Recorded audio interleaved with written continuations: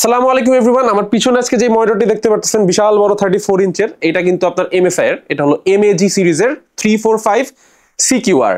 এই মনিটরটি কিন্তু আপনারা বিস্তারিত আজকে জানতে পারবেন আমাদের এই ভিডিওতে। এরই সাথে আপনারা যদি এই মনিটরটি কিনতে চান তাহলে কিন্তু চলে যেতে পারেন startech.com.bd তে, কিংবা যদি আপনি ফিজিক্যালি যেয়ে কিনতে চান তাহলে কিন্তু যেতে পারেন আমাদের রিগ হাউসে। রিগ হাউসে আমাদের যত রকমের গেমিং গ্রেড কম্পোনেন্ট আছে তা কিন্তু পেয়ে যাবেন সেখানে গেলে।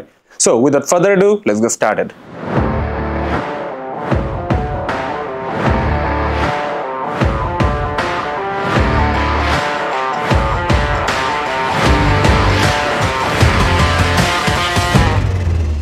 মনিটর রিভিউটা শুরু করার আগে আমরা এটা ব্যাক সাইড নিয়ে একটু কথা বলি। এটা ব্যাক সাইডে একটা এলইডি স্ট্রিপ দেওয়া আছে, যেটা দেখতে খুবই সুন্দর লাগে। মানে আপনার MSI এর যে MAG সিরিজের যে একটা প্রোডাক্ট, সেটা দেখলে বুঝতে পারবেন। OSD মেনুর জন্য একটা জয়স্টিক আছে, তো জয়স্টিক আপনারা যারা ইউজ করে আপনার সব ধরনের কিন্তু অপশন কন্ট্রোল করতে পারবেন। আর যে আইকনিক MSI এর ড্রাগন লোগো, সেটাও কিন্তু পিছনে আছে।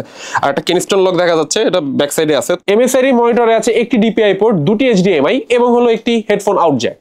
সো এই মনিটরটা কিন্তু VA প্যানেল, এটা হলো আপনার রেজলিউশন হলো UWQHD। এটা টোটাল আপনার রেজলিউশন আসলে 3440x1440p এর মতো। সো যারা আর কি আপনার বড় রকমের মনিটর নিতে যাচ্ছেন কার্ভেচার, যাদের বাজেট হলো অ্যারাউন্ড 70,000 টাকা নিচে, যদিও এটার প্রাইস এখন বর্তমানে আমাদের স্টার্টেকে আছে হলো 61,000 সামথিং। সো এই মনিটরটা যারা নিতে চান চলে যেতে পারেন। আর এমনি ওভারঅল যদি আমরা এই প্যানেলটা নিয়ে কথা বলি, এটা কিন্তু HDR রেডি, প্লাস হলো এটা আপনার ভালো মানের কালার রিপ্রোডিউস করতে পারে, যদিও এটা VA প্যানেল। সো কেউ যদি গেমিং এর জন্য প্যানেল যদি বলেন তাহলে এই প্যানেলটা কিন্তু এটা ভালো আউটপুট দিবে। এটা 180 হার্টজ এর ডিসপ্লে, এর সাথে আপনার এটা 1 মিলিসেকেন্ড রেসপন্স টাইমের। তো মোটামুটি বলা চলে একটা কার্ভ মনিটর থেকে আপনি যা যা দরকার তা সবই পাচ্ছেন এই MSI 345 CQR থেকে। এই মনিটরটি মেকানিক্যাল ডিজাইন নিয়ে যদি আমরা বলি তাহলে কিন্তু টিল্ট করতে পারবেন -5 ডিগ্রি থেকে 20 ডিগ্রি পর্যন্ত, এবং সুইভেল করতে পারবেন -30 ডিগ্রি থেকে 30 ডিগ্রি পর্যন্ত। এর সাথে আপনার এটা হাইট অ্যাডজাস্ট করা যায় 0 থেকে 100 mm পর্যন্ত। সো কেউ যদি আপনার মনিটর খুব বেশি নাড়াচাড়া করেন বা হলো আপনার এই পাশ ও পাশ করেন, তাহলে তাদের জন্য কিন্তু এটার অপশন রয়ে গেছে। সো এটা আপনারা ব্যবহার করতে পারবেন আপনাদের কনভিনিয়েন্ট অনুসারে। আর যারা মনিটর আর্ম নিয়ে খুব বেশি এনথুসিয়াস্ট, তাদের জন্য কিন্তু এখানে VESA ওয়াল মাউন্ট সাপোর্ট আছে, কারণ এটা 100x100 mm পর্যন্ত আপনার যত রকমের আর্ম আছে সেগুলো ব্যবহার করতে পারবেন এই মনিটরের সাথে। এই ডিসপ্লেটার সারফেস কিন্তু অ্যান্টি গ্লেয়ার, সো আপনার হলো আনওয়ান্টেড যেই আপনার রিফ্লেকশন গুলো আছে সেগুলো পাবেন না। আর মনিটরটা কিন্তু অ্যাসপেক্ট রেশিও কিন্তু 21:9। সো আপনার অন্যান্য কনভিনিয়েন্ট যেই রেশিও গুলো পান সেই রেশিও থেকে এটা একটু আলাদা, যেহেতু এটা আলট্রা ওয়াইড মনিটর।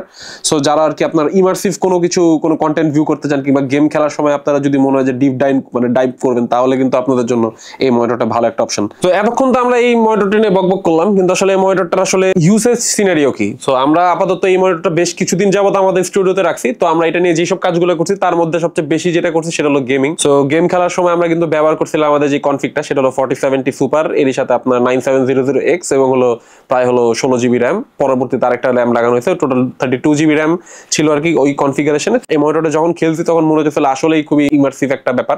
গেমস খেলার সাথে সাথে আমরা যে কাজগুলো করছি সেটা হলো ফটোশপ, ইলাস্ট্রেটর এবং হলো আপনার প্রিমিয়ার প্রো। তো ফটোশপ, ইলাস্ট্রেটর যেহেতু এটা VA প্যানেল, আমরা কালার অ্যাকুরেসি নিয়ে খুব বেশি বলবো না, কিন্তু আপনার যতটুকু প্রয়োজন তাদের জন্য আর কি এই মনিটরটা কিন্তু ভালো একটা অপশন। আমরা ফটোশপ, ইলাস্ট্রেটর সবই ইউজ করছি, কিন্তু প্রিমিয়ার প্রোতে যে আমাদের একটা জিনিস ভালো লাগছে সেটা এত বড় টাইম লাইন, মানে আমাদের হলো দুইটা মনিটর দরকার পড়ে নাই, তো আমাদের একটা মনিটর দিয়ে আসলে আপনার কাজ চলে গেছে। ইউসেজ কেস হিসাবে কিন্তু আপনার যথেষ্ট ভালো একটা মনিটর বলা চলে। এত বড় মনিটর আসলে দুইটা মনিটর দরকারও নেই, যেহেতু এটা 34 ইঞ্চের একটা monitor. So MSI MAG 345 CQR এই মনিটরটা কিন্তু খুবই ভালো একটা অপশন। সো আপনারা যদি ক্রয় করতে চান কিংবা পারচেস করতে চান, আমাদের কিন্তু startech.com.bd তে চলে যেতে পারেন। সো আজ এই পর্যন্তই। টিল দেন, আল্লাহ হাফেজ।